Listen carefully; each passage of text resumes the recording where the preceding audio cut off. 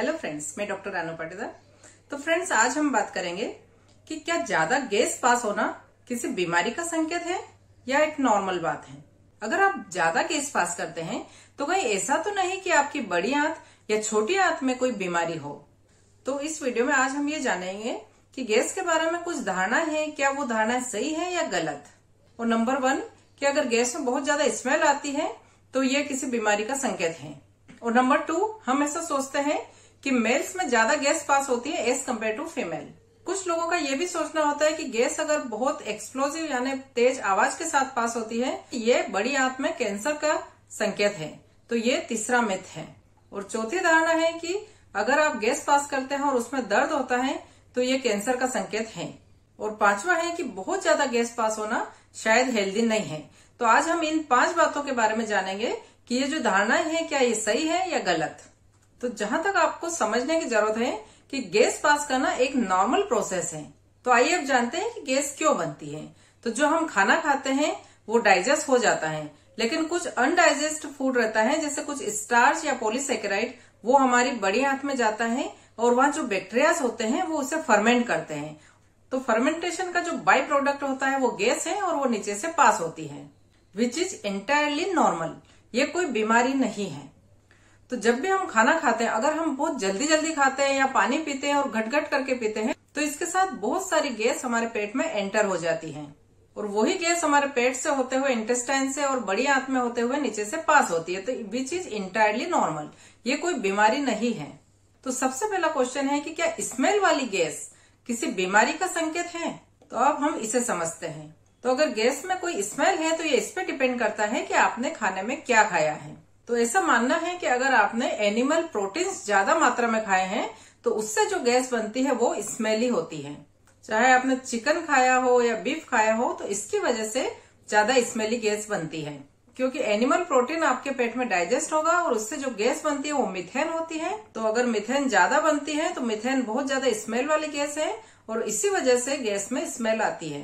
तो अगर आपने एनिमल प्रोटीन लिया तो इससे गैस भी ज्यादा बनेगी, इसका अमाउंट ज्यादा होगा और आप बार बार गैस पास करेंगे। और ये भी बात सही है कि अगर आप फाइब्रस फ्रूट कम लेते हैं और एनिमल प्रोटीन डाइट ज्यादा लेते हैं तो इससे आपको कॉन्स्टिपेशन होगा और उससे भी गैस ज्यादा बनती है। तो एक तो एनिमल प्रोटीन की वजह से वैसे भी गैस ज्यादा बन रही है और दूसरा कॉन्स्टिपेशन। तो बिकॉज ऑफ कॉन्स्टिपेशन आपको गैस स्मेली होगी। और अगर आपके इंटेस्टाइन में लैक्टेज एंजाइम की डेफिशिएंसी है, इसका मतलब ये है कि आप डेयरी प्रोडक्ट को ठीक से डाइजेस्ट नहीं कर पाते हैं। तो अगर आप डेयरी प्रोडक्ट को ठीक से डाइजेस्ट नहीं कर पाते हैं तब भी आपको गैस बनेगी। तो अगर आप डेयरी प्रोडक्ट के लिए इनटॉलरेबल हैं तो आपको स्मेल वाली गैस पास होगी। और अगर आपको किसी भी वजह से कॉन्स्टिपेशन है और कॉन्स्टिपेशन में आप जो गैस पास करेंगे वो डेफिनेटली स्मेली होगी, क्योंकि कॉन्स्टिपेशन है अगर तो स्टूल का कलेक्शन होता जाएगा और जो बैक्टीरियाज होते हैं वो उसे फर्मेंट करते जाएंगे और इसकी वजह से ज्यादा गैस प्रोडक्शन होगा। तो कुछ वेजिटेबल्स भी, जैसे तो अगर आप गोभी ज्यादा खाते हैं, चाहे वो पत्ता गोभी हो या फूल गोभी हो, या ब्रोकली खाते हैं या राजमा खाते हैं या एग खाते हैं, तो ये सल्फरस फूड है। तो जितने भी सल्फ्यूरस फूड है ये बेसिकली सल्फाइड्स बनाते हैं और ये जो सल्फाइड होते हैं उनमें स्मेल काफी ज्यादा मात्रा में होती है।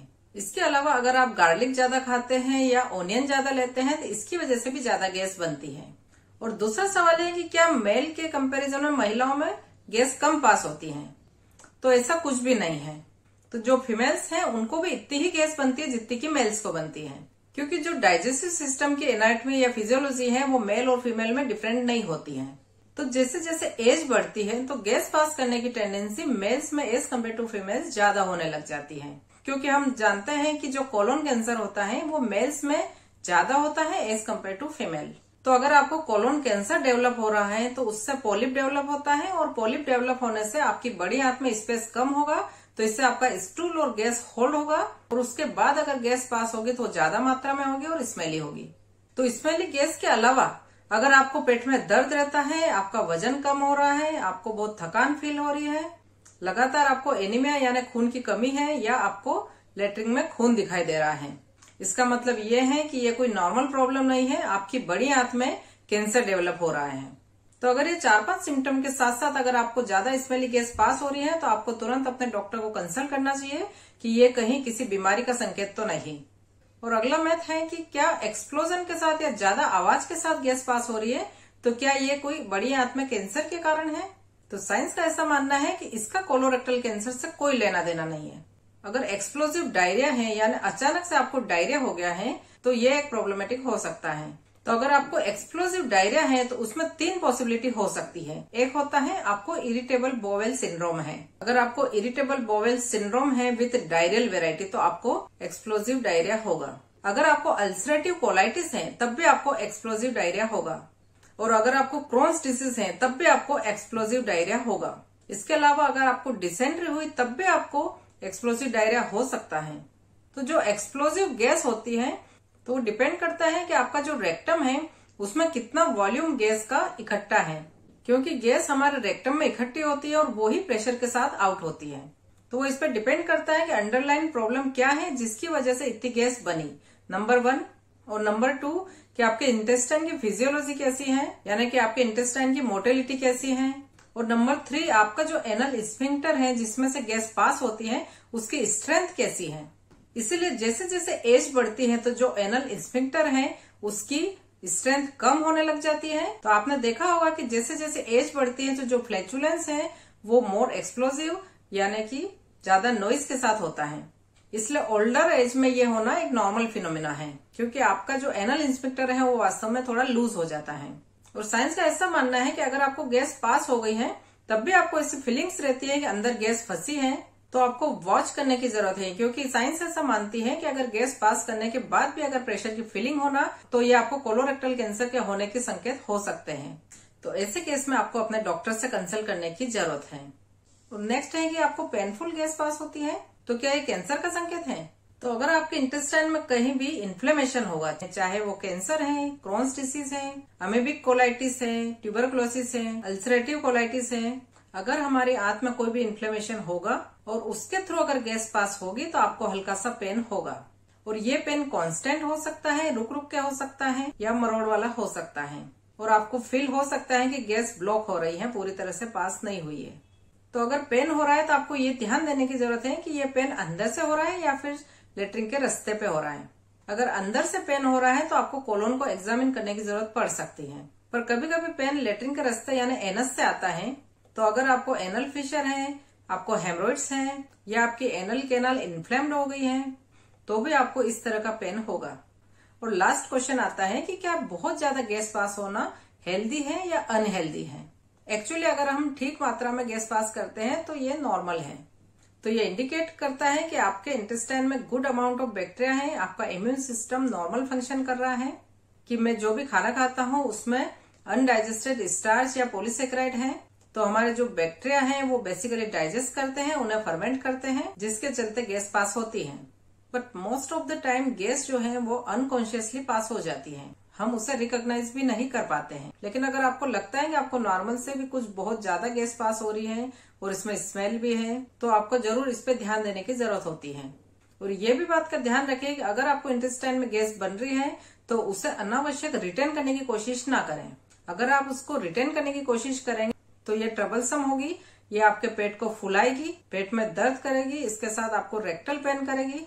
तो अगर आप गैस को रोकते हैं और इसको रिटेन करते हैं तो ये अननेसेसरी आपको मेंटल प्रेशर भी देती है।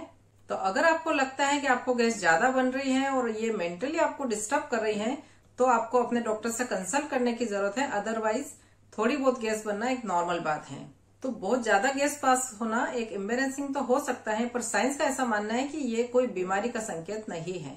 तो अगर आपको लगता है कि कोई पर्सन है वो ज्यादा गैस पास करता है या साथ में नॉइस होती है तो ये एक नॉर्मल फिजियोलॉजी है, क्योंकि एज बढ़ने के साथ साथ आपका जो एनल का इंस्फिंक्टर होता है उसकी स्ट्रेंथ कम हो जाती है और उसकी वजह से नॉइस ज्यादा होती है। So in elderly person it is quite normal without any problem.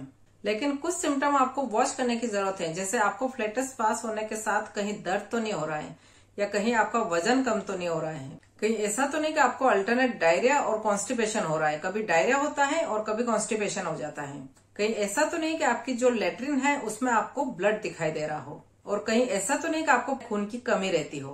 तो अगर आपको लगता है कि ये 5 सिम्टम है, इसके साथ आपको ज्यादा गैस पास हो रही है तो आपको ध्यान देने की जरूरत है और आपको अपने डॉक्टर से कंसल्ट करने की जरूरत है। तो साइंस का ऐसा मानना है कि ज्यादा गैस पास होने के साथ साथ अगर आपको ये 5 सिम्टम भी है तो ये आपको कोलोरेक्टल कैंसर होने के संकेत हो सकते हैं। तो आपको जरूर अपने डॉक्टर को दिखाना चाहिए।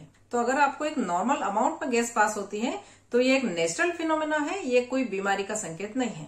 तो फ्रेंड्स, मेरे इस वीडियो से अगर आपको गैस के बारे में समझने में हेल्प मिली हो तो मेरे इस चैनल को सब्सक्राइब जरूर करें। Thank you, take care, see you in the next one.